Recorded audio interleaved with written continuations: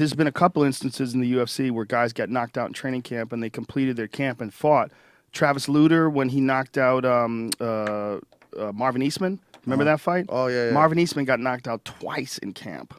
He was training with Tito, and he got knocked out by a knee during a takedown, and another time there was something else, like during a takedown, he got knocked out. So he'd been concussed, out cold twice in camp, and then fought. And Travis Lutter caught him with the end of this punch. It was kind of crazy. It was one of the weirdest knockouts I ever. remember that. Yeah, he caught him like, pull that up. Travis Lutter versus Martin.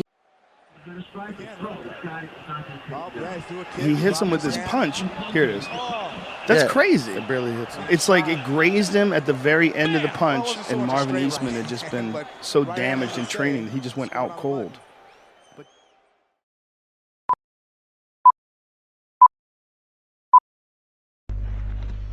Hey guys, Christian here, and today I'd like to make the argument that durability is far more important than we think in determining fight outcomes.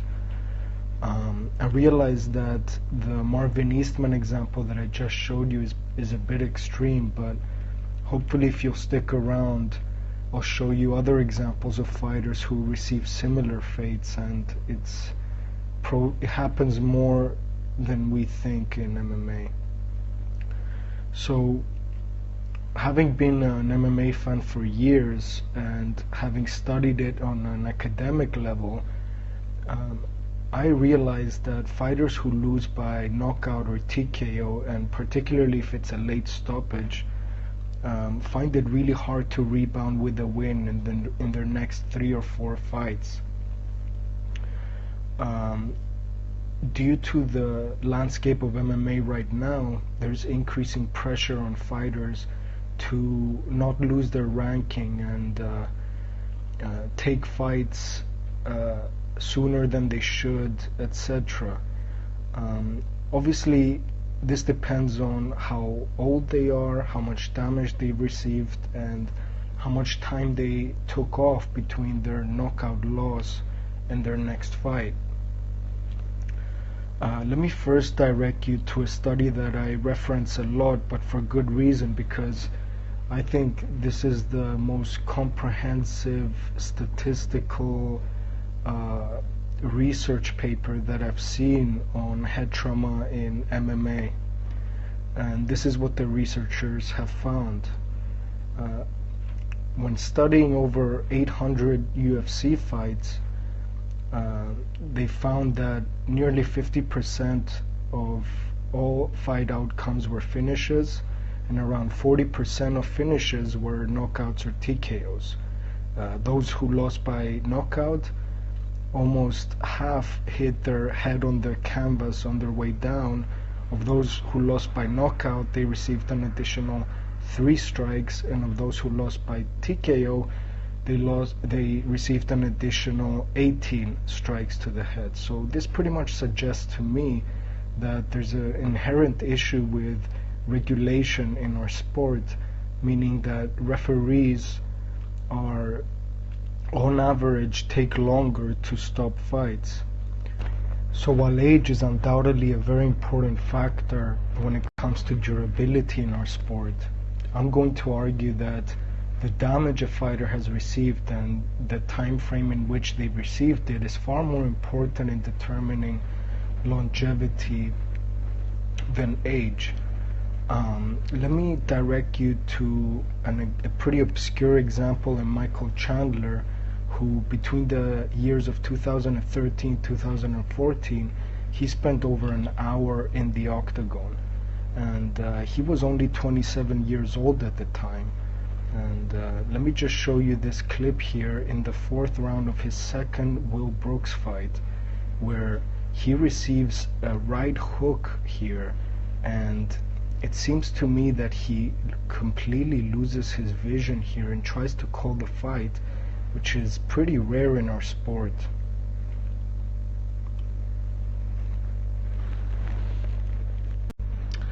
And I'm going to argue here that this happened as a direct result of him not taking enough time off in between those 5-round decisions, as well as his poor striking defense.